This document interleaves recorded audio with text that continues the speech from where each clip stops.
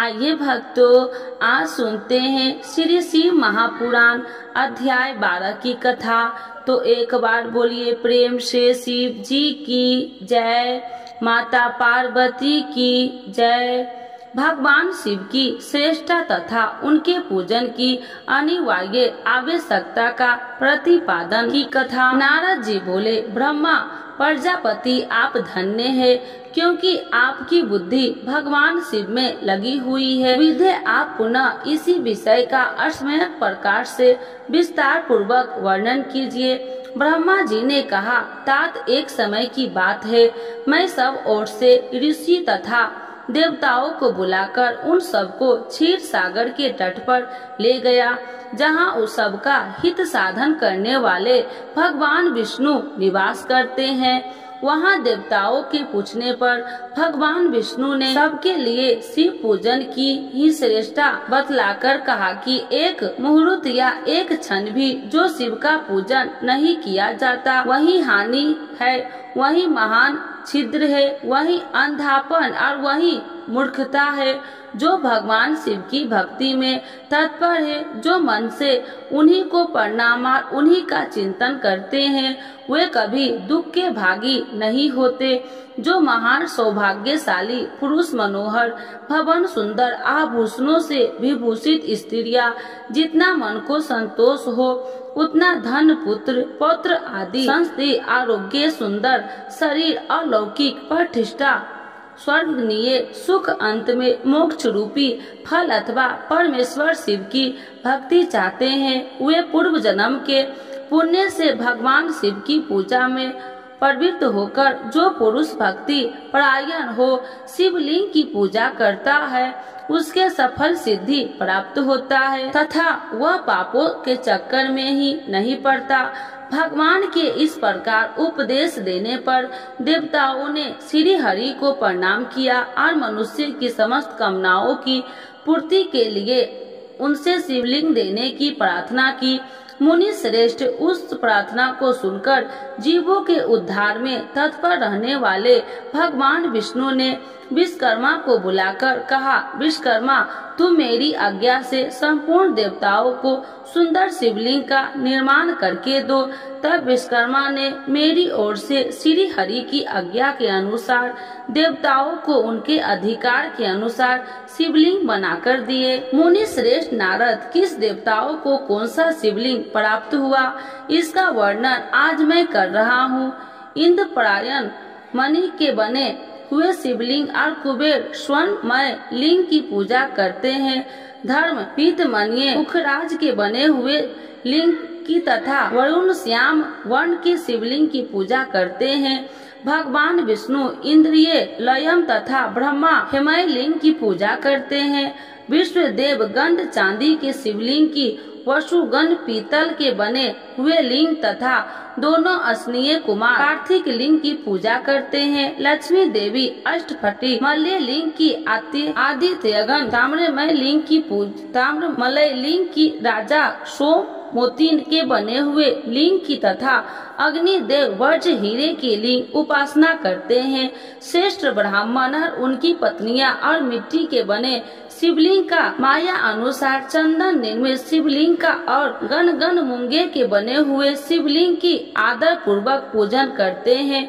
देवी मक्खन के बने हुए शिवलिंग की, योगी जन भस्मय लिंग की, यक्षगण धनी निर्मित लिंग की, छाया देवी आटे से बने हुए लिंग की, ब्रह्मा पत्नी रत्नमय शिवलिंग की निष्ठा पूर्वक पूजा करती है। वानासुर पारद या पार्थिक लिंग की पूजा करता है। दूसरे लोग भी ऐसा ही करते हैं। ऐसे ऐसे शिवलिंग बनाकर विश्वकर्मा ने विभिन्न लोगों को दिए तथा वे सब देवता और ऋषि उन लोगों की पूजा करते हैं।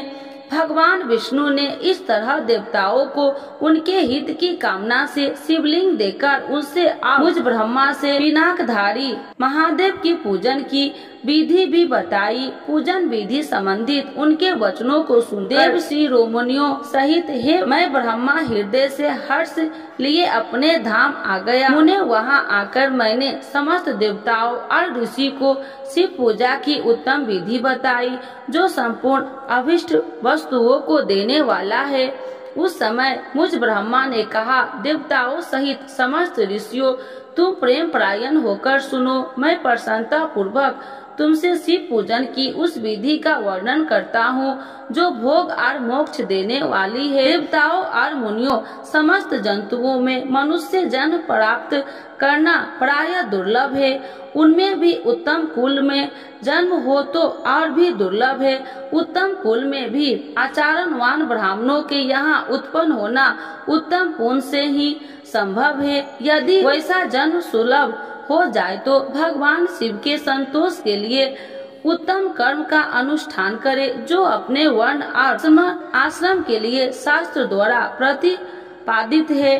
जिस जाति के लिए जो कर्म बताया गया है उसका उल्लंघन न करे। जितनी संपत्ति हो उसके अनुसार ही दान करे। कर्ममय शस्त्रों यज्ञों से तपो यज्ञ बढ़कर है।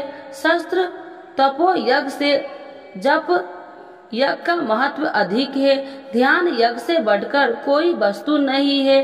ध्यान ज्ञान का साधना है, क्योंकि योगी ध्यान द्वारा अपने इष्ट देव स्मरण शिव का साक्षात्कार करता है। ध्यान यज्ञ से तत्पर रहने वाले उपासक के लिए भगवान शिव सदा ही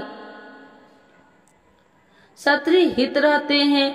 जो विज्ञान से संपर्क है उन पुरुषों के शुद्धि के लिए किसी पर्याचित की आवश्यकता नहीं है। मनुष्यों को जब तक ज्ञान की प्राप्ति न हो तब तक वह विश्वास दिलाने के लिए कर्म से ही भगवान शिव की आराधना करे।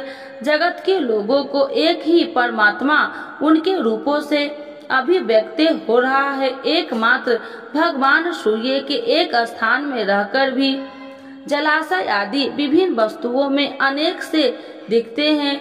देवताओं, संसार में जो सत्य का असत्य वस्तु देखी या सुनी जाती है वह सब पर ब्रह्मा शिव स्वरूप ही है। ऐसा समझो, जब तक स्वप ज्ञान न हो जाए तब तक प्रतिमा की पूजा आवश्यक नहीं है। ज्ञान के अभाव में जो भी प्रतिमा पूजा की अवहेलना करता है उसका पतन निश्चय है। इसीलिए ब्राह्मणों यथार्थ बात सुनो।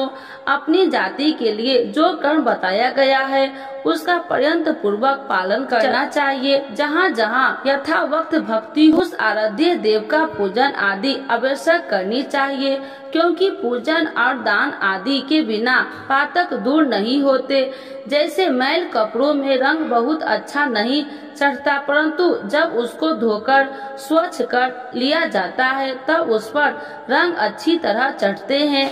इसी प्रकार देवताओं की भली भांति पूजा से त्रिवेद शरीर पूर्णतः निर्मल हो जाता है, तभी उस पर ज्ञान का रंग चढ़ता है और तभी विज्ञान का प्रकट होता है। जब विज्ञान हो जाता है तब भेद भाव की निर्मित हो जाती है। भेद की संपूर्णता निर्मित हो जाने पर दंत दुख दूर हो जाते हैं और दंत दुख से रहित पुरुष शिव रूप हो जाते हैं। मनुष्य जब तक गृहस्थ आश्रम में रहे तब तक पांचों देवताओं की तथा उनमें श्रेष्ठ भगवान शंकर की प्रतिमा की पूजा करे, अथवा जो सबकी एकमात्र मूल है उन भगवान शिव की पूजा सबसे बढ़कर है, क्योंकि मूल के सींचे जाने पर सखा स्थानीय संपूर्ण देवता स्वतः तृप्त हो जाते हैं। अतः जो संपूर्ण मनोवांछित फलों को पाना चाहते हैं वह अपने अवशिष्ट की सिद्धि के लिए समस्त प्राणियों के हित में तत्पर रहकर लोक कल्याणकारी भगवान शंकर का पूजन करे। ओम नमः शिवाय। तो एक बार बोलिए प्रेम से शिव जी की जय, माता पार्वती की जय।